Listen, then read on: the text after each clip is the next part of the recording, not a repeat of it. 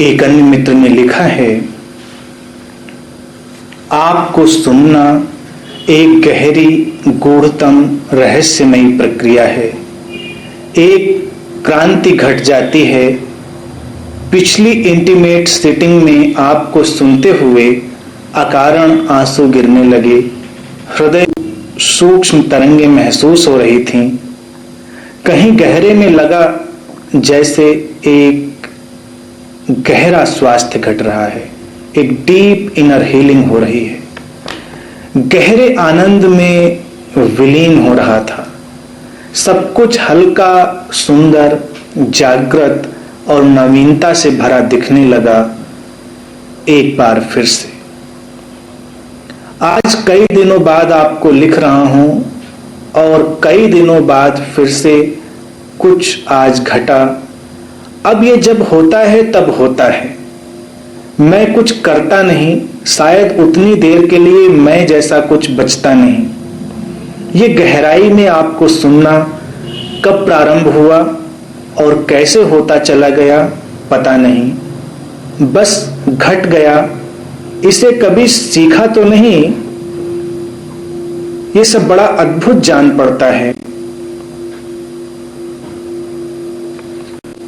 ये सब कुछ सीखने का नहीं, अनसीखने का ढंग है।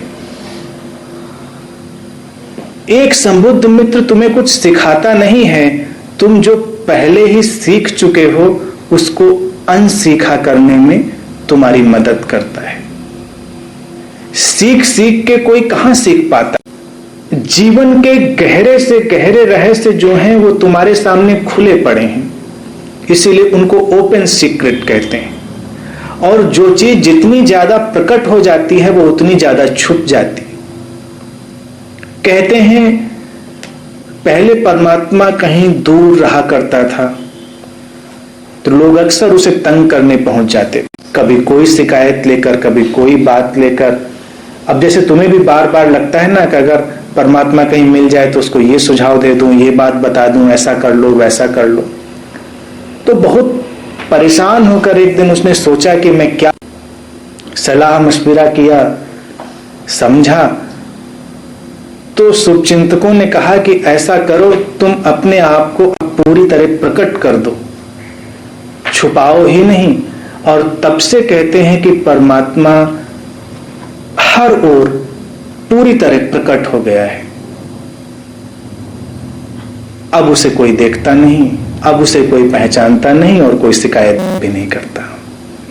जो चीज सबसे ज्यादा प्रकट हो जाती है उसी की ओर कोई देखता नहीं। व्यक्ति का मन छुपी हुई चीजों को ढूंढने रस लेता है। इसी को कहते हैं छिद्रान्वेषण की वृत्ति। छिद्रान्वेषण समझते हैं?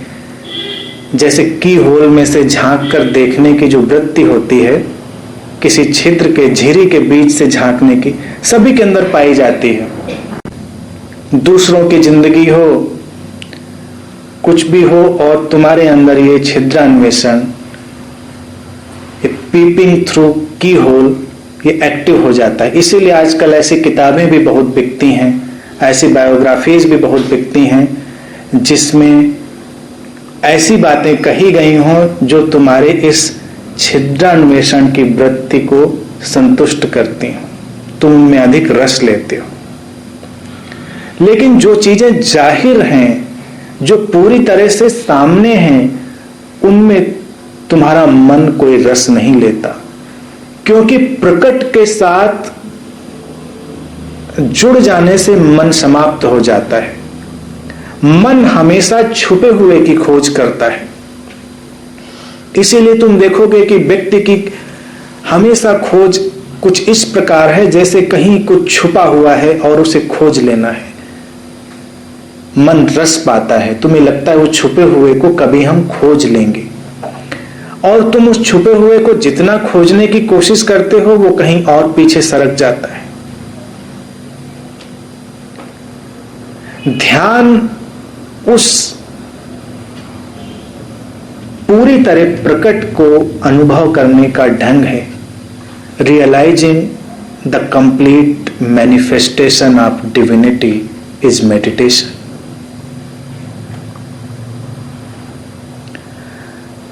तो मित्र ने लिखा है कि मैंने कभी सीखा नहीं, अच्छा किया सीखा नहीं, नहीं तो कभी सुन नहीं पाते।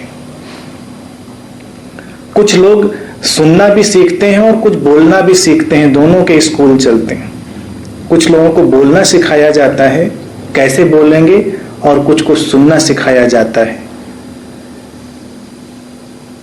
तब तुम यांत्रिक हो जाते हो, और यंत्र की अपनी एक सीमा है, मशीन उसकी एक लिमिटेशन है, और सुनना या बोलना कई तलों से होता है। तुम्हारे 3 तल पूरी तरह सक्रिय हैं, लेकिन उन 3 तलों का एक साथ उपयोग शायद ही कोई करता है। जो करता है वो चमत्कारिक हो जाता है।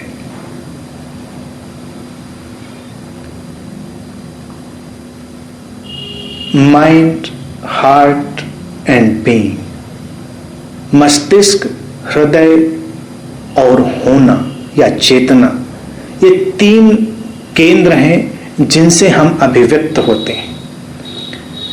तुम कुछ भी कर रहे हो, कह रहे हो, बोल रहे हो, सुन रहे हो, उसमें तुम्हारे ये तीनों तल शामिल होते हैं। अगर तुम्हारे बोलने या सुनने में केवल मस्तिष्क का तल शामिल है कि तुम केवल अपने मस्तिष्क के तल से सुन रहे हो, तुमने बहुत उथला सुना, वेरी सैलो। अब अगर तुम अपने मस्तिष्क के साथ हृदय को भी शामिल करते हो, मस्तिष्क को अपनी जगह पूरी तरह खुला छोड़ देते हो और अपने हृदय को भी खोलते हो, जब अपने हृदय को भी खोलते हो तो तुम्हारा सुनना और गहरा होता है। मस्तिष्क से सुनते सुनते कोई कभी बदलता नहीं, और हृदय से सुनते सुनते कई बार तुम्हें ऐसा लगने लगता है कि तुम बदलने वाले हो, लेकिन अभी बदलते नहीं।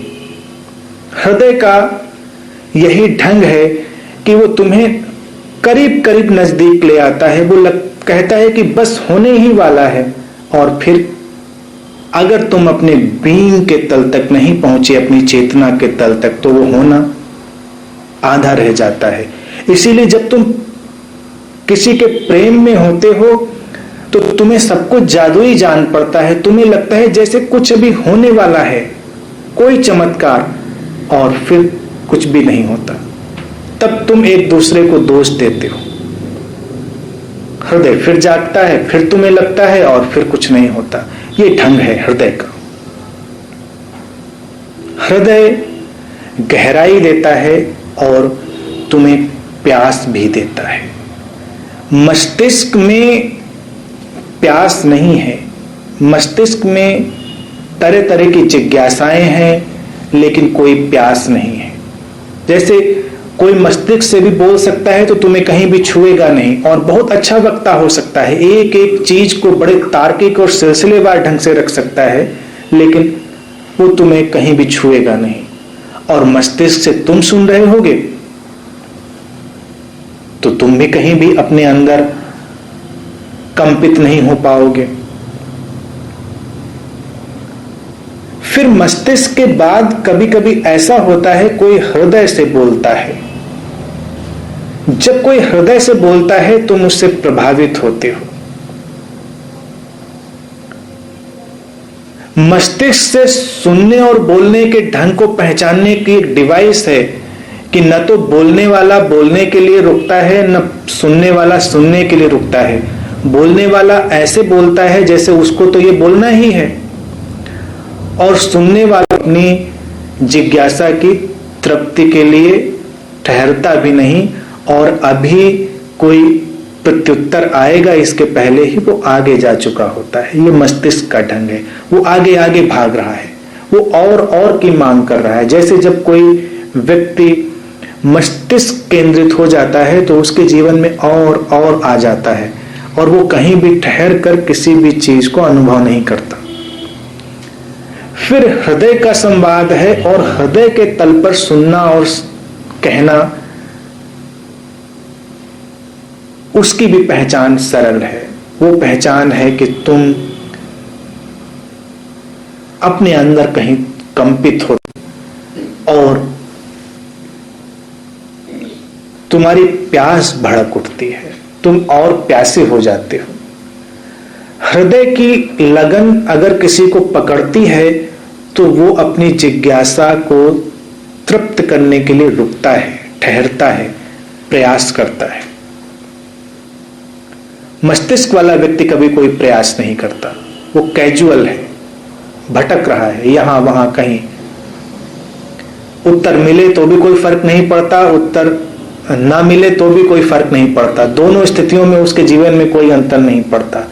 और हृदय से जब संवाद प्रारंभ होता है तब अंतर पड़ता है। अगर उत्तर तुम्हारे भीतर जाएगा तो तुम्हारे अंदर कुछ अंतर पड़ेगा, और जो हृदय से बोल रहा होगा वो भी इस बात की फिक्र करेगा कि कहना केवल कहना ना हो, उससे तुम्हारे अंदर कुछ अंतर भी पड़े।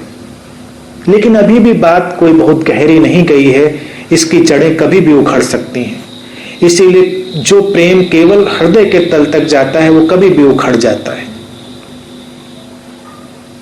अक्सर तुम देखते हो अपने आसपास के प्रेम को अपरूट होते हुए, इसीलिए क्योंकि अब तुम्हें तीसरा तल भी छूना है, तुम्हारी बीइंग का तल, तुम्हारी चेतना का तल। और जब चेतना के तल को भी शामिल कर लिया जाता है कहने, बोलने और सुनने में, तो चमत्कार घट जाता है, फिर रूपांतरण घट जाता है। फिर प्यास तो है ही और प्यास के साथ रूपांतरण भी है। तुम वैसे नहीं रहते जैसे थे, कुछ घट जाता है।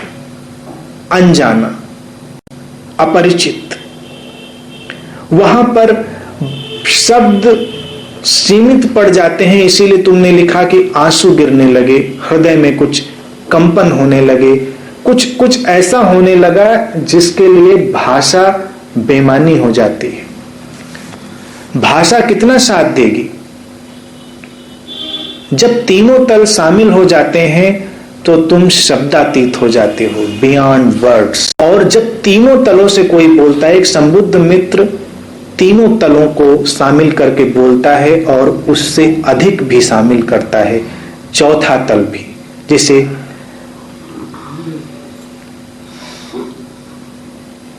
चौथा आयाम कहते हैं, जिसे योग में तुरीय कहते हैं। वो तीन तलों के पार भी कुछ है, उसको भी शामिल करता है संबुद्ध मित्र। फिर चमत्कार घट। तो कभी कभी होता क्या है कि तुम शब्दों को तो सुन रहे हो, लेकिन शब्दों के साथ साथ तुम उस पार जो वो रहस्यमय है उसको भी महसूस करने लगते हो। तुम मौन को भी अपने अंदर जगह देने लगते हो, तुम उस स्रोत को भी कहीं अनुभव करने लगते हो जहां से सारे शब्द उभरते हैं और फिर आकार लेते हैं। ये सुनना निश्चित ही तुम्हें बदलता है, तुम्हें रूपांतरित करता है। अगर इस तरह से कोई सुन सके अपने तीनों तलों को शामिल करके, तो उसके लिए और कोई साधना की प्रक्रिया आवश्यक नहीं है, वो सुनते सुनते ही ज्ञान को प्राप्त हो सकता है।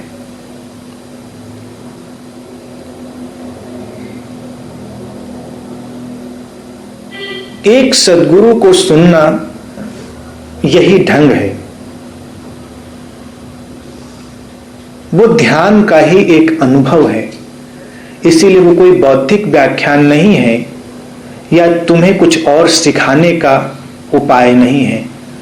वो तो बस बोलने का एक बहाना है जिसके माध्यम से तुम उस पार को अपने भीतर उतार ले सको।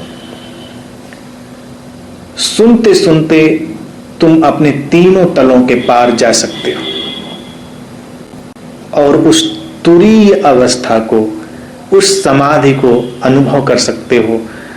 और ये ढंग सचमुच में बहुत सरल है। जब तुम इसे नहीं अपना पाते तब तुम्हें अन्य प्रक्रियाओं की जरूरत पड़ती है, अन्य साधनाओं की जरूरत पड़ती है।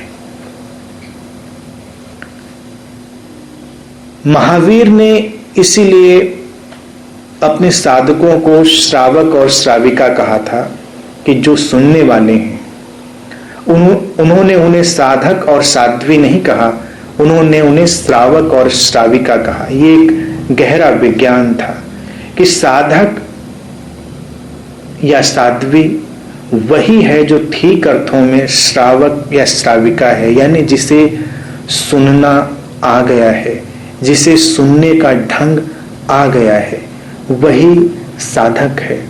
जिसे सुनने का ढंग नहीं है वो साधक नहीं है।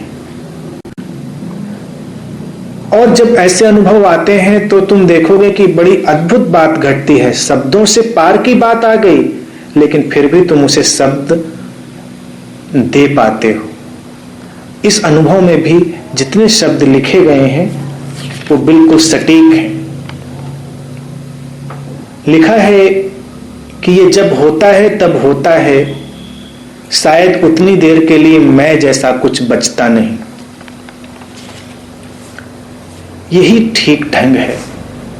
जब ऐसा सुनना घटता है तो मैं जैसा कुछ नहीं होता, सुनने वाला कोई नहीं होता, सुनने की घटना घट रही होती। मैं सुनने वाला अपनी धारणाओं, अपने विचारों और अपनी कल्पनाओं के साथ है। और जब ये मैं हटता है तो एक अलग ही सुनने वाला आता है जो बस सुन रहा है। जहां पर बस केवल घटना घट रही है, उसकी अपनी कोई धारणा नहीं, उसका अपना कोई मत नहीं, उसका अपना कोई विचार नहीं। स्वाभाविक है जब तुम्हारा ये मैं हट जाता है, तुम रूपांतरण की गहरी प्रक्रिया की ओर बढ़ जाते हो। यही रूपांतरण का ढंग है। जिस तुरीय अवस्था की मैंने बात की, योग कहता है कि जागृत, स्वप्न और सुषुप्ति, इसके बाद एक चौथी अवस्था है। सुषुप्ति अवस्था यानी कि गहरी नींद की अवस्था वही होती है जहां पर तुम बचते नहीं। और ध्यान या गहरी सुनने की अवस्था वही होती है जहां पर तुम जागे हो लेकिन तुम नहीं हो। तो सुषुप्ति भी तुम्हें रूपांतरित करती है, तुम्हें नया जीवन देती है। और सुनने का ये ढंग भी, जहां तुम बीच से हट जाते हो, तुम्हें नया जीवन देता है, तुम्हें एक नई स्फूर्ति देता है। तो यही सभी मित्रों से मैं चाहूंगा कि अपने तीनों तलों का उपयोग करें, न बौद्धिक, न हार्दिक, चेतनागत भी, और न किसी तल का दमन, न किसी तल के प्रति मोह। कुछ लोग हैं जो मस्तिष्कवादी हैं, कुछ हृदयवादी, कुछ चेतनावादी, कोई वादी नहीं। तुम समग्र हो। सभी केंद्रों को एक साथ सक्रिय करो और सभी केंद्रों की एक साथ सक्रियता के साथ जीवन में रहो। यही ढंग है।